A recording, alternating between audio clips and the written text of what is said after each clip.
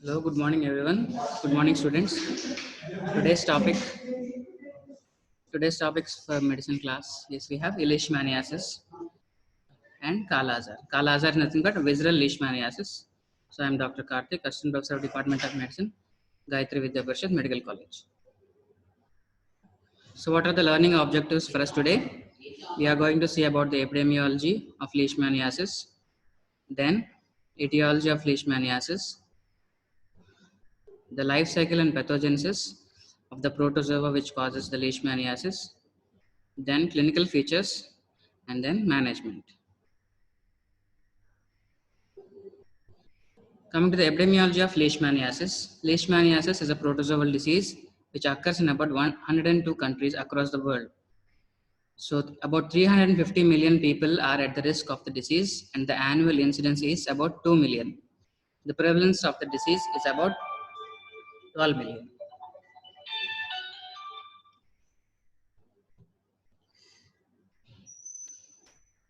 This is the world map showing the endemicity of the cutaneous leishmaniasis. Leishmaniasis occurs in three forms: cutaneous, visceral, and mucosal. The cutaneous leishmaniasis, the endemic distribution is seen mostly in South America and in Algeria of Africa. As you can see in the slide, the brown areas are the areas where the prevalence is more than 5,000. So the South America and the Algeria of Africa. In the Indian subcontinent, the northwestern part of the country, Rajasthan, Punjab, then Pakistan, Afghanistan, and the Gulf Peninsula are the areas involved in cutaneous leishmaniasis. Coming to the visceral leishmaniasis, in India, we have more cases of visceral leishmaniasis than cutaneous leishmaniasis. India, Brazil, and South America, Sudan in Africa, and Bangladesh, they account for about 90% of cases of visceral leishmaniasis. So in India, Kala-Azar or visceral leishmaniasis is never seen in the southern part of the country. So in our clinical practice, we have not seen any case of Kala-Azar. It is predominantly seen in the northern and eastern part of India, in West Bengal, Uttar Pradesh, Jharkhand, Bihar, and the adjacent border of Nepal. If you see the map of the India, so it is predominantly seen in the districts of West Bengal, in Bihar, and Uttar Pradesh.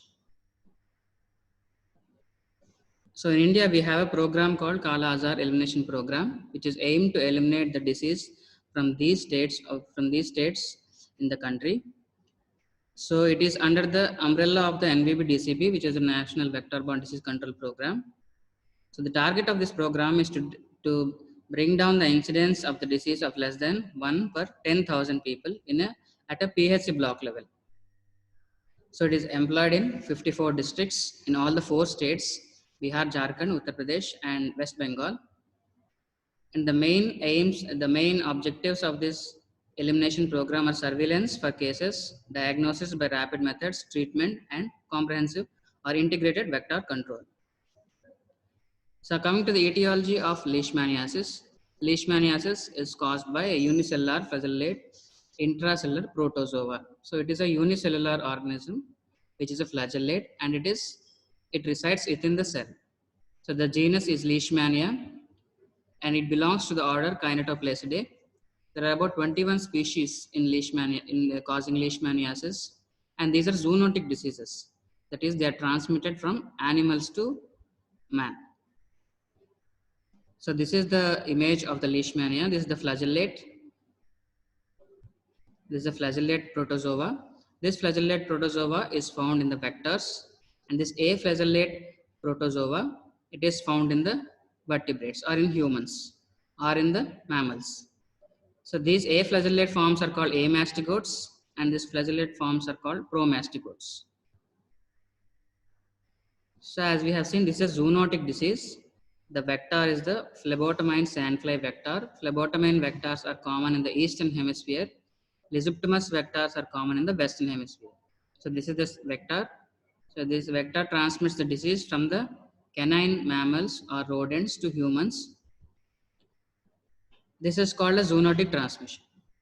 Leishmaniasis is also known to have anthropootic transmission. That is, the disease is transmitted from one human being to another human being through sandfly. This is mainly seen in visceral form of leishmaniasis and cutaneous form of leishmaniasis. In India, human beings are actually the reservoirs for the infection. So, human beings act as a reservoir, and sandfly transmits the disease from one human to another human. This is called anthropootic transmission. And also, this disease is seen in HIV drug abusers, HIV persons, or injection drug abusers, where sharing the same needles from one person to other person leads to transmission of the disease from one human being, infected human being, to another human being. This form of transmission is most common in HIV associated visceral leishmaniasis, also called HIV visceral leishmaniasis co-infection. So there are a number of species of leishmania which cause different forms of disease. So this forms of HIV VL co-infection is caused by Leishmania infantum. So coming to the life cycle of leishmaniasis. So sandflies are predominant breeders of at the night time. So they bite only at the night time. If you remember, dengue is caused by Aedes aegypti, which is predominantly a daytime vector. It bites humans in the daytime. However, sandfly bites in the nighttime, just like malarial Anopheles mosquito. So the life cycle, the sandfly comes. Sandfly usually resides in the crevices of the mud and straw houses. So those whose houses are made of straw, in the crevices of it, the sandfly resides and it bites the human being. As soon as it bites the human being. From the proboscis of the sandfly, the flagellar forms are released into the blood circulation. So these flagellar forms are called promastigotes. These promastigotes are phagocytized by the innate immunity of the body, like macrophages and mononuclear cells. In the macrophages and mononuclear cells, these flagellate promastigotes, they undergo binary fission and divide into multiple number and form the amastigote forms, and they cause apoptosis of the cell, and soon they are released after the rupture of the cell into the circulation. So this completes the cycle of the protozoa within human being. And when the sandfly bites again the human being, it takes the amastigote forms into its blood circulation, where they undergo the binary fission in the gut of the sandfly and form the flagellate form, that is the promastigote form. And these promastigote form through the blood circulation, they reach the proboscis of the sandfly to be again injected into another human being to continue the life cycle. So this is the life cycle. They have two stages: sandfly stage, where the amastigote form is converted to promastigote form, and the human stage where the promastigote form is converted to amastigote form.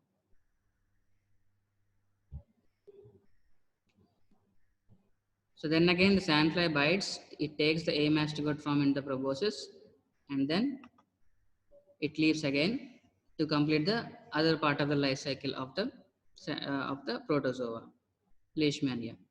If you see at the bottom of the slide, here's the comparison between a sandfly and a mosquito. A mosquito is almost a 1 centimeter long or insect. However, a sandfly is very small. It is about 3 mm in its measurement. So the sandflies are predominantly night breeders. So leishmaniasis will cause three types of clinical syndromes. Visceral leishmaniasis, where it affects multiple organs, predominantly spleen, liver, and bone marrow. Cutaneous leishmaniasis, where it produces the dermal manifestations. And then mucosal leishmaniasis, where it infects the mucosal surface of oral cavity, mucosa, or the pharynx, producing mucosal leishmaniasis. So we'll deal with all the three clinical syndrome one by one. We'll deal with the clinical features, then the diagnostic tools, then the management. So coming to the first one, visceral leishmaniasis. This visceral leishmaniasis is also called Kala-Azar. As we have already discussed, this visceral leishmaniasis is predominantly seen, 90% of the cases seen in only 4 countries: India, Brazil, Sudan, and Bangladesh. So the Kala Azar, as you may be aware, Kala in Hindi is black and Azar means fever. So in Hindi it means black fever. Initially, at the time of when the leishmaniasis was discovered in the beginning of the 20th century, patient used to have blackish discoloration along with fever. Hence, it got the name Kala Azar or black fever. However, now it is seen only in the advanced diseases, but not seen in the. We have adequate treatment, so we don't expect the patient to go into advanced stage to see such a feature. So, it is only of historical importance.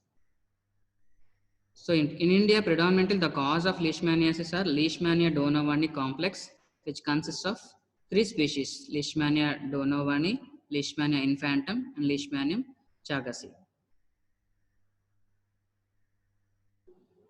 So sometimes it is reported, because humans are acting as a reservoir in our country, there are reports that leishmaniasis can be transmitted by blood transfusion or after a renal transplant. So coming to the clinical features of Kala Azar or visceral leishmaniasis. Visceral leishmaniasis in South America or in Africa, it predominantly affects only the younger population, children and adolescents. But India, all ages are affected equally. If the patient mounts an immune response to the to the protozoa, the patient may be asymptomatic, or the patient may progress if the immune response is inadequate, or if the protozoa escapes the immune, evades the immune mechanism of the host, then it can progress to systemic disease. That is the involvement of spleen, liver, bone marrow, and lymph nodes. Immunosuppression, especially in case of HIV, can lead to rapid progression from asymptomatic to systemic progressive systemic disease. The incubation period is about weeks to months. From the bite of the sandfly to the appearance of the symptoms, it may take some weeks to months. So it is insidious onset disease. So the clinical features are high-grade fever with chills and rigors.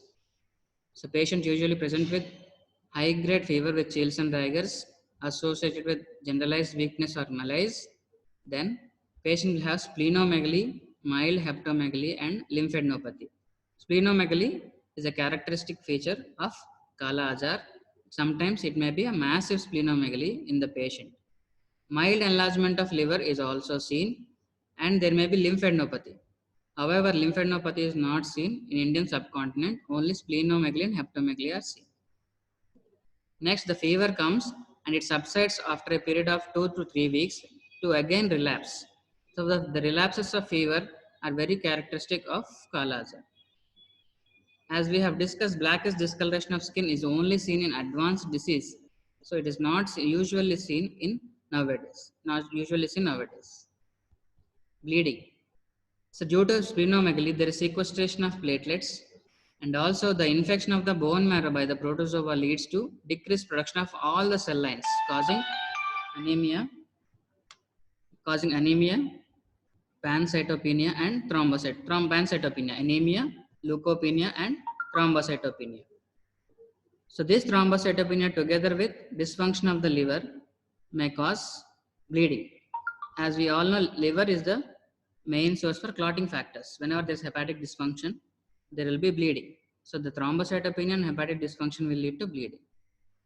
Suppose the disease progresses, if adequate treatment is not done, it may lead to hypoalbuminemia, leading to gross edema, gross generalized edema, and ascites, distension of abdomen, and swelling.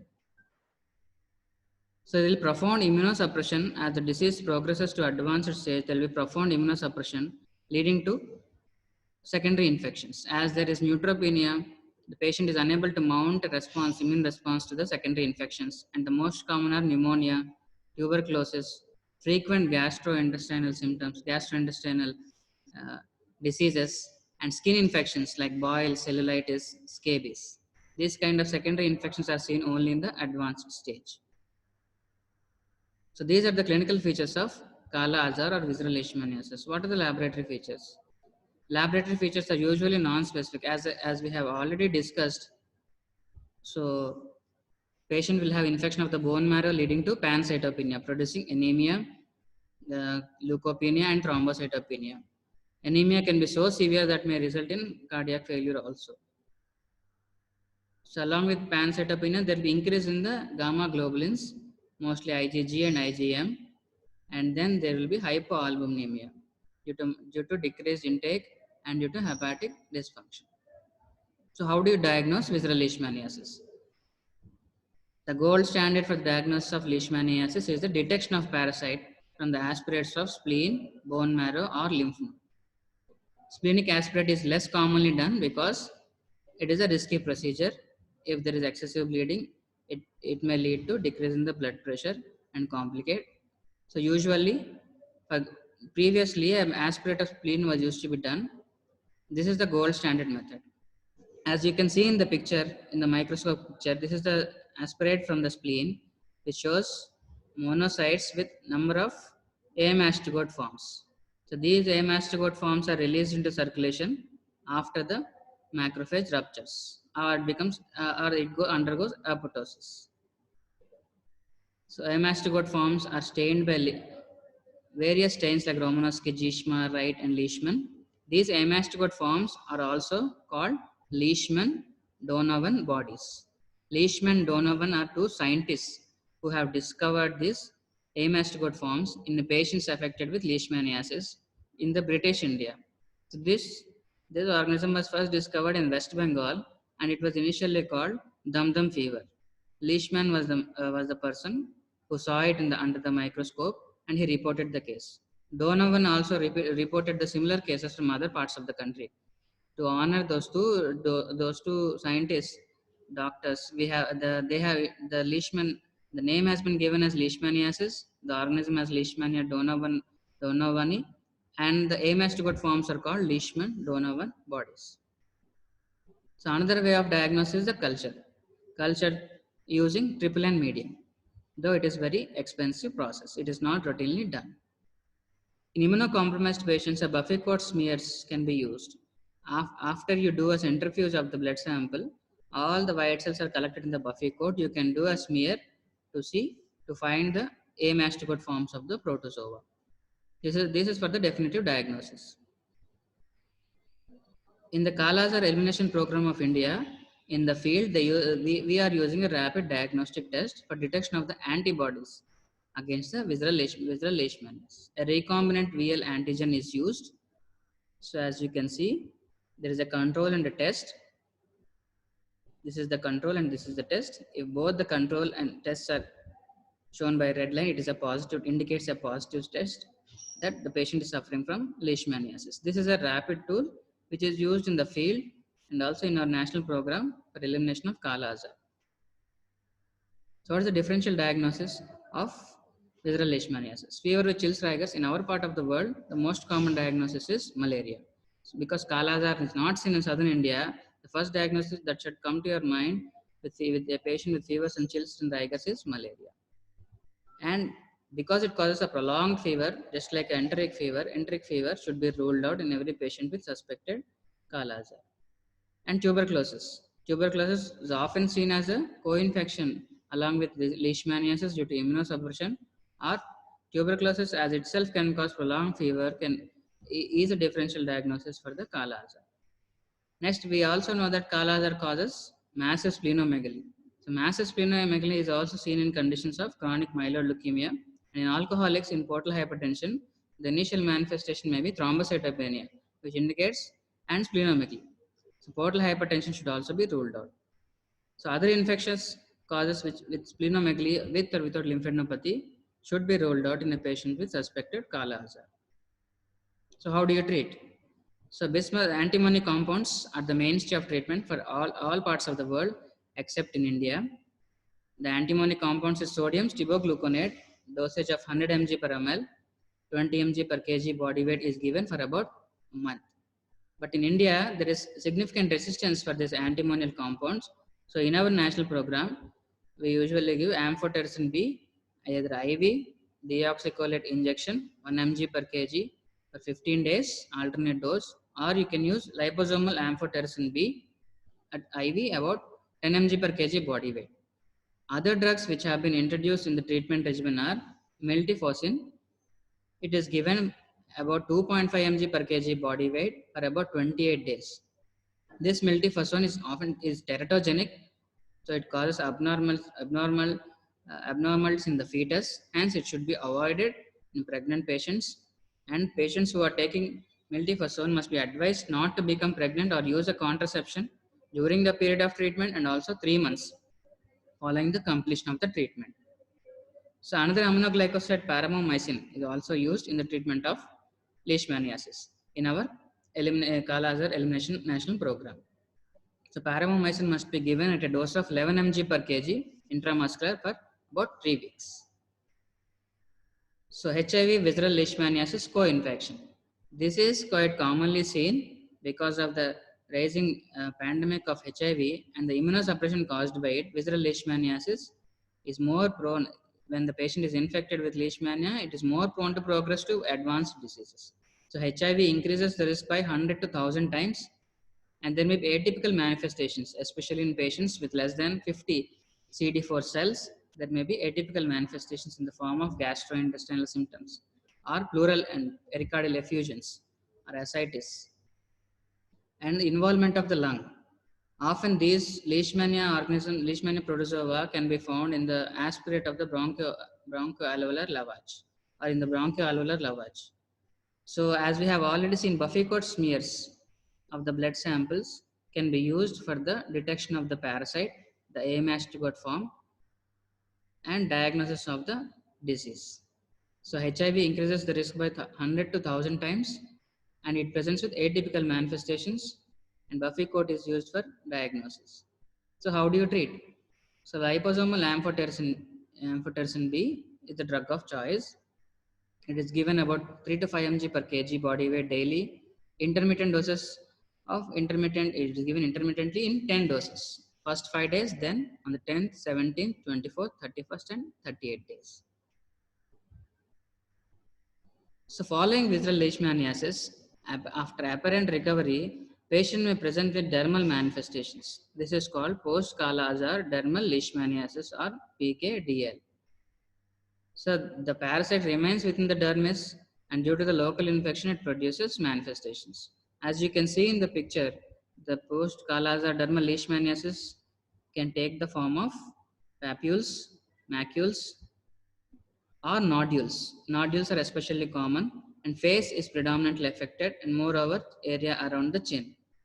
This is also commonly seen in northeastern parts of our country, where visceral leishmaniasis is predominant. Indeed, these PKDL patients act as reservoir for further infection or transmission of the infection among the local population. So it is seen after about 6 months to more than 3 years after recovery from the visceral leishmaniasis. So how do you diagnose? We diagnose it by slit skin smears to detect the amastigote form and culture. So this is treated by miltefosine 100 mg orally per day for 12 weeks, and amphotericin B IV injection is given over 4 months, like 60 to 80 doses are given for the treatment. Since the treatment is over a long period, there is often loss to follow up and non-compliance of the treatment to the PKDL, and these patients act as reservoir for further infection to the other human beings. So we have completed about visceral leishmaniasis. Now we will see about cutaneous leishmaniasis. Cutaneous leishmaniasis is also called oriental sore. So the organisms causing cutaneous leishmaniasis are the protozoa, the species of leishmania are different from that of visceral leishmaniasis. In old world disease like in Indian subcontinent and in Africa, the species which cause cutaneous leishmaniasis are Leishmaniasis major, Leishmaniasis tropica, and Leishmaniasis ethiopica. In India, we have Leishmania tropica and Leishmania major as important species causing cutaneous leishmaniasis. So anthroponotic transmission is seen with tropica in India. In New World cutaneous leishmaniasis, that is in South America, the disease is caused by Leishmania mexicana.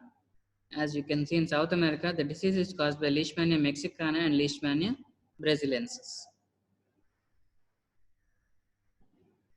So what is the pathogenesis of cutaneous leishmaniasis? Here, the parasite resides only in the dermal layers of the body.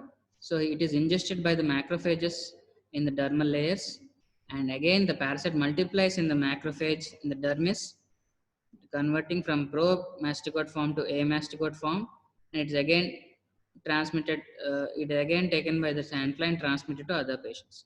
So in the dermis, The macrophage engulfs the promastigote form and forms the amastigote, and this will result in the focus of lymphocytes, epithelial cells, and plasma cells in the dermis. If the immunity of the patient is good, there may be necrosis and elimination of the parasite from the body. However, if the immunity is not good or the patient is immunocompromised, it may lead to ulceration, rupture of the skin, and ulceration, which may become chronic. So this is the typical ulcer of a cutaneous leishmaniasis, where there is a raised edge and there is a crater, volcano-like crater of the ulcer. So the incubation period for cutaneous leishmaniasis is just like visceral leishmaniasis. It is about 2 to 3 months. Initially, there may be a papule. In the first picture above, you can see a papule seen at the site of bite of the sandfly. There, initially it will start as a papule, then it may produce nodules, and then it may ulcerate. So the lesions may be single or multiple. The size of the lesions can be from 2 to 10 centimeters. Some species of leishmania will cause satellite lesions. That is, the bite of the sandfly will be at one side and the lesions are appearing at another side, especially with Leishmania major, Leishmania tropica infections. So there is regional lymphadenopathy, pain, and severe itching. So this itching will cause secondary bacterial infection at the site of initial infection. So coming to mucosal leishmaniasis. So mucosal leishmaniasis is involvement of the mucosa of the nose, mouth, and the pharynx. This mucosal leishmaniasis is predominantly caused by Viennea subgenus of Leishmania brasiliensis complex. So it is predominantly seen in South America, where the children and the young men are typically affected. This is also called espondia. That is, the lesion starts at one point and it spreads over all the adjacent mucosal surfaces of the nose, mouth. Lesions are typically seen in the nose, spreading onto the philtrum of the lip, then into the mouth, and often into the pharynx. The mucosal leishmaniasis is also called espondia. So these lesions heal by scarring. So when these lesions heal by scarring, they cause severe destruction of the anatomy of the nose and mouth and causing deformity. As you can see in the picture, above, it shows the mucosal lesions involving the nasal mucosa. Here also, a child is affected by mucosal lesions involving the nose, and the adjacent philtrum of the lip is affected, and then the oral cavity is also affected. This leads to cicatrization or scar formation, leading to deformity. So that can occur from mucosal leishmaniasis due to obstruction of the upper respiratory tract.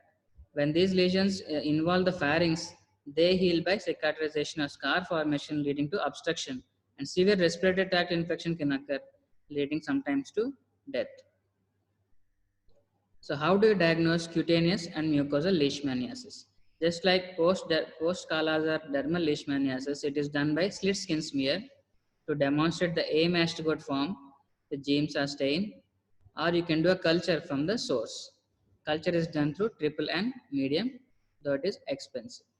So how do you treat cutaneous and mucosal leishmaniasis? So it depends on the size of the lesion. If there is a small lesion, it can be treated with liquid nitrogen or curettage, or by topical application of paramomycin and methyl benzethonium chloride, or intralesional antimony.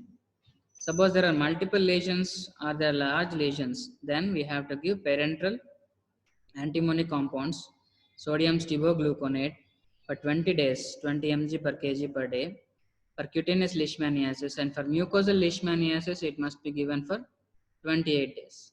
So you can use amphotericin B also, conventional or liposomal. The IV amphotericin B, the conventional deoxycholate form, is associated with many side effects like fever, thrombophlebitis, then hypokalemia, renal dysfunction.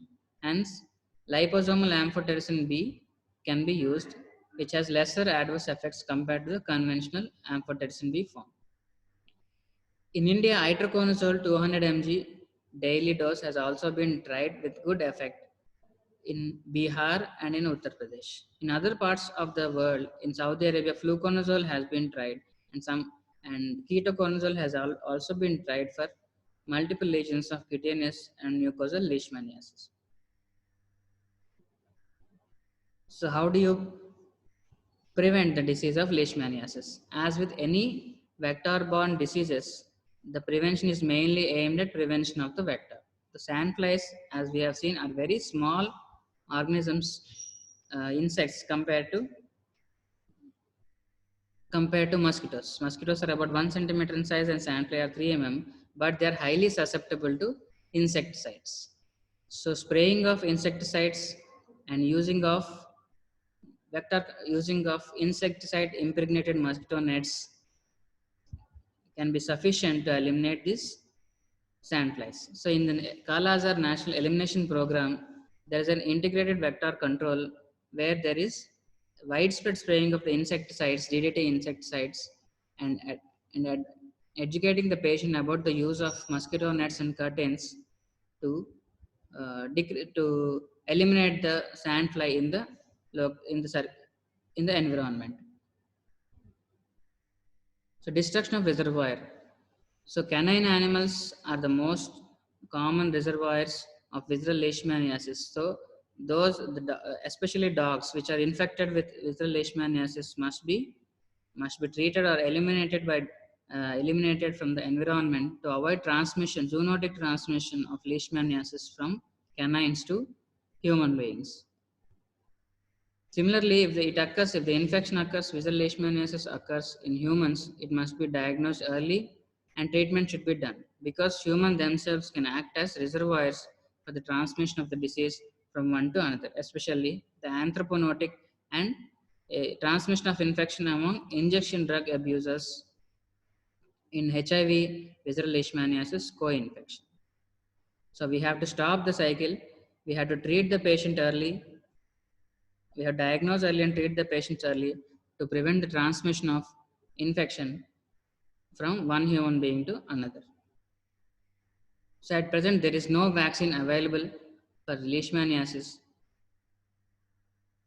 in our country or in the entire world. So far, to summarize the lecture, we have seen the epidemiology of leishmaniasis. Leishmaniasis occurs in 3 clinical syndromes: visceral leishmaniasis, cutaneous leishmaniasis, mucosal leishmaniasis. And the visceral leishmaniasis is called Kala Azar. Kala Azar meaning black fever in Hindi. It has got its name because of the blackish discoloration of the skin, which is not seen often nowadays. So visceral leishmaniasis causes enlargement of spleen, liver. It involves the bone marrow. Cutaneous and leishmaniasis involve the dermis and the mucosal surface. The vector is the sandfly. Phlebotomy and sandfly vectors cause disease in eastern hemisphere, while Egyptomus cause in the western hemisphere. So the clinical features, predominantly the patient with visceral leishmaniasis present with fever, with chills and rigors, hepatosplenomegaly, lymphadenopathy sometimes, bleeding manifestations in advanced disease, anasarca, generalized edema, and with secondary infections. There is association of HIV. HIV causing immunosuppression will produce HIV visceral leishmaniasis co-infection, which should be adequately treated. Then mucosal and cutaneous leishmaniasis present with dermal manifestations. Cutaneous leishmaniasis causing macules, papules, nodules, and mucosal leishmaniasis involves the mucosal surface producing cicatrization and deformity of nose and mouth. If the mucosal surface of the pharynx is also involved, death may ensue due to severe respiratory tract infection. And the treatment is mainly by antimonic compounds are mostly used in the rest of the world, but in our national program we are using, because there is a lot of resistance and the disease is refractory to the treatment of antimony compounds, we use amphotericin B, either IV, conventional deoxycholate IV, or liposomal amphotericin B. Miltefosine is another drug which is used in the treatment of visceral leishmaniasis. It is teratogenic, hence to be avoided in patients who want to conceive or who are pregnant. And paromomycin is aminoglycoside, which is used in the treatment. For cutaneous and mucosal leishmaniasis, for smaller lesion, intralesional antimony compounds or frozen or nitrogen, liquid nitrogen can be used. For larger lesions, we have to give IV therapy with amphotericin B. Certain antifungals like fluconazole, hydroconazole, and ketoconazole are also tried in the treatment of leishmaniasis. So this summarizes today's topic, Kala Azar.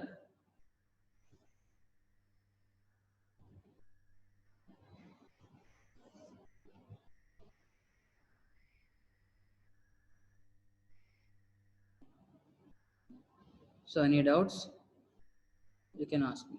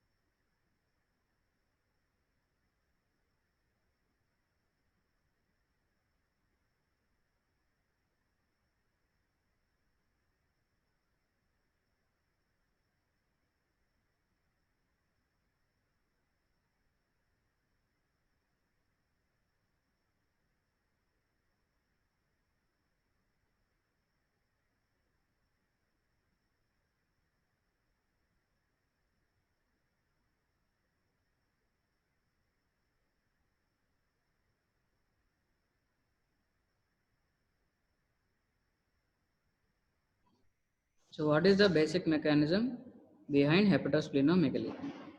So the parasite usually multiplies in the reticuloendothelial system of the body. So spleen and liver have the reticuloendothelial system. So the parasite invades the macrophages and it multiplies. So this all occurs in the reticuloendothelial system. Following which the division of the parasite occurs in the reticuloendothelial system. Hence there is megaly of the spleen and also the liver. So this is the mechanism of hepatosplenomegaly in leishmaniasis.